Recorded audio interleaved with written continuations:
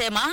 Makakasama ho natin mula sa Deputy Speaker at ito po yung kasama natin mula sa BARM. Good afternoon, Attorney Sema. Live kayo sa RMN DZXL Manila, si Radyo Man Lourdes. Yeah, thank you, Ma'am Lourdes. Magandang hapon. Oo, salamat. So, correct lang ho. Hindi na ho ako Deputy Speaker ngayon. Ito na lang ho akong Ordinary Member of Parliament sa Bangsamoro Transition Authority. Unang kuho kayo as a, alam nyo, mga haligi na ho kayo dyan sa BARM kasi natanggap ko yung invitation kanina. Nagulat lang ho ako, I don't know, siguro alam na rin po ninyo ito. May mga kasama ho kayo or maybe kilala nyo rin ho na nananawagan na kung pwede ay, ito ho sabi nila kung pwede raw ay kay Pangulong Marcos, pwedeng tanggalin na etong si MILF. Sandali.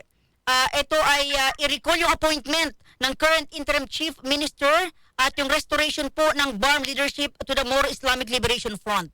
Sir, ano po yung stand dito ng ninyo, ng mga kasamahan yung mga nasa BARM? Well, unang-una ho sa lahat, personally ho, kulang ho ang information ko sa bagay na yan, ano ho. But as far as I have read social media postings are being circulated, nakikita ho natin yung mga panawagan nila. Medyo iba ho ang pananaw natin diyan, no? At this point in time, Attorney, ibalik daw po yung BARM sa pamumuno ng MILF. Ibalik si Chairman Alhaj Murad Ibrahim bilang interim minister. Bawiin ang paghirang sa kasalukuyang interim chief minister. Ipatupad ang buo ang mga kasunduang nakasaad sa CAB at BOL. Patalsikin ang mga traidor sa Bangsamoro. Alisin ang mga oportunista sa Bangsamoro. BBM tanggalin daw si Anton Lagdameo. Si Lagdameo raw ang salot ng Bangsamoro. well, unang-una ho, I am a lawyer ho, no? We respect the people's freedom of expression and their right to assemble peaceably and call on the government for redress of grievances, ano? As far as we are concerned in the Bangsamoro, kami ho, we still look at the current chief minister as a member of the MILF, despite the fact that there were some reports that he was suspended by the Central Committee of the MILF, but we still consider him as member of the MILF, and therefore we continue to see that the BTA right now, for all intents and purposes, is still MILF-led. Yun ho yung pananaw namin. Attorney, as a lawyer and kayo ho talaga mga veterano ho dyan, mga kilala ho kayo sa lugar na yan, sa rehiyon na yan, wala bang impact po ito sa mga residente? Mag-i-election pa naman? Unang-una ho, nagpo-cause ho yan ng confusion. But again, pananaw ho yan ng mga ibang tao, and we continue to respect that. And of course, we are also looking at the timeliness of the activity kasi and the call, no, yung laman ng panawagan nila.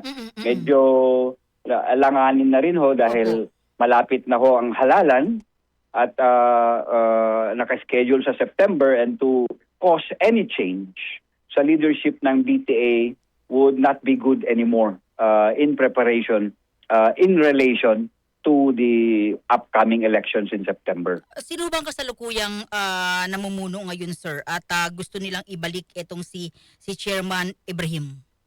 Si Chief Minister Abdul Rauf Makakwa. Anong problema sa kanya, sir? So far, wala naman ho kaming nakikitang problema. He is a consultative leader.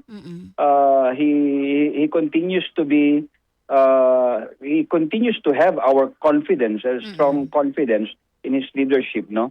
And I believe that his leadership right now is more we need this kind of leadership right now, being the chief of staff of the Bangsamoro Islamic Armed Forces. So yung leadership niya is good as far as maintaining the peace and order, and security in the region right now. Oo. And nakakatulong ho yan sa pagkakaroon ng mapayapa at maayos na halalan sa September 2026. Attorney, may laman kasi itong sinasabi, ibalik ang pamunuan ng BARM sa MILF. Hindi ba MILF si Attorney Makakwa? MILF po siya. So what's the problem na sinasabi nila to?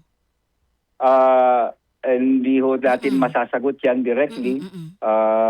The reasons right now, it's an internal matter to the MILF.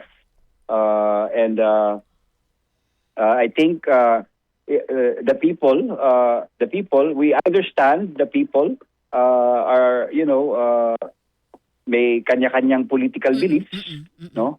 May kanya-kanyang political beliefs, and they would want their beliefs to be respected and given due course also. Attorney, sa mga oras na ito, kayo po naglilibot, may mga tauhan kayo dyan. Kumusta yung... Kasi, attorney, ito tingin ko grupo di ba? So, yung kabila, ito na naman tayo. Baka ba magkaroon ng problema na naman sa BARM? We're hoping for the best na hindi naman aabot sa ganun, no? And whatever is happening right now, we understand na yung mga na-involved na mga tao ay mga magkakasama pa rin ho yan. Whatever happens, they belong to one organization, and we believe that this is a matter that can be resolved peacefully. Opo. So, kumusta naman yung paghahanda po ninyo sa eleksyon?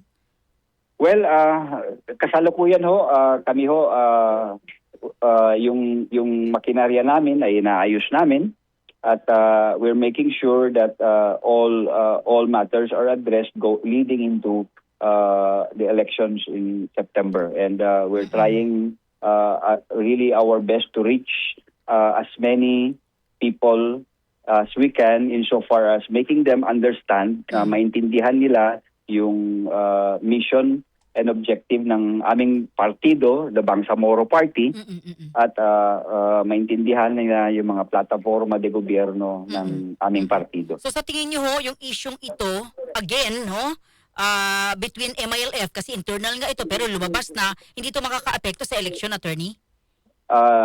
So far we are confident hindi ito makaka-apekto sa election. Attorney, maraming salamat sa inyong oras at kami po yung napagbigyan nyo. Mabuhay po kayo. Good afternoon. Anytime ho. Maraming salamat. DCXL Pulso ng Metro! Si Attorney Omar Yasser Sema ng Bangsamoro Auto